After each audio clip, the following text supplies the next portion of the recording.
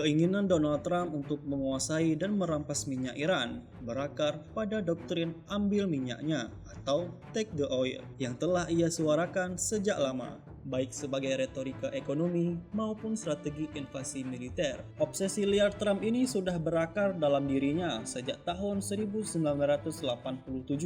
Dalam video lawas yang beredar kembali, Trump sudah mengisyaratkan sebagai politisi suatu saat dia bisa jadi presiden.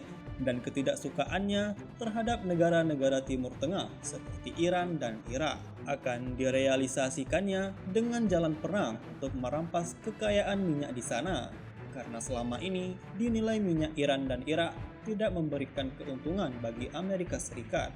Because I'm running for the presidency, I'm here because I'm personally tired of seeing this great country of ours being ripped off. But as far as Trump is concerned, our allies are only part of the problem. The real culprit is Iran. Why couldn't we go in and take over some of their oil, which is along the sea? How would you do that? Would you send in the Marines? Would you take a chance in a war?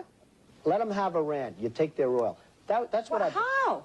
How? I mean, do we want a war? What do you mean go we in, take their oil? You go in. You're How gonna have do a we war, go Barbara. in? You're going to have a war by being weak. Okay, how do we go in? What do we do? Excuse me. Yeah. You're going to have a war, and it's going to start in the Middle East. What if the Soviet Union said, you do this to Iran, we're going to come in? I don't believe they'd do it. The next time Iran attacks this country, go in and grab one of their big oil installations, and I mean grab it and keep it, and get back your losses, because this country has lost plenty because of Iran. Sikap maniak perang dan merampas minyak negara lain yang dipertontonkan Trump sejak 39 tahun lalu kini direalisasikan dengan jabatannya sebagai Presiden Amerika Serikat. Hal ini terbukti ketika Trump menculik Maduro, Presiden Venezuela, dalam suatu serangan militer terhadap lokasi kepresidenan Venezuela beberapa waktu lalu, dengan dalih bahwa Maduro terlibat mendukung kartel narkoba yang selama ini memasok barang haram tersebut ke Amerika. Kegilaan Trump terhadap pemburuan minyak negara lain akhirnya menyasar Iran, dengan dalih Iran memiliki kemampuan untuk membuat senjata nuklir dan melabel pemerintah Iran sebagai rezim teroris yang harus diganti kepemimpinannya. Akal-akalan Trump ini karena ambisinya ingin menguasai Pulau Kar yang kaya minyak dan juga menguasai Selat Hormuz yang menjadi jalur utama peredaran 20% kebutuhan minyak dunia. Mentalitas invasi militer terhadap negara penghasil minyak dalam dirinya terbukti dalam eskalasi perang dengan Iran yang dimulai pada Maret hingga saat ini memasuki bulan April 2026.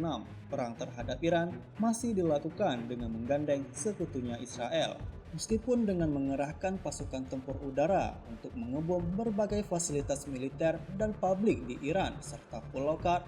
Hingga saat ini Amerika masih gagal merebut Pulau Kar yang merupakan terminal ekspor minyak utama Iran dan jantung ekonomi negara tersebut.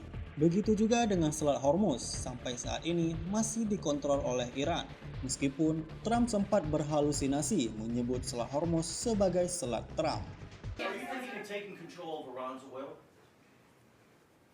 It's an option.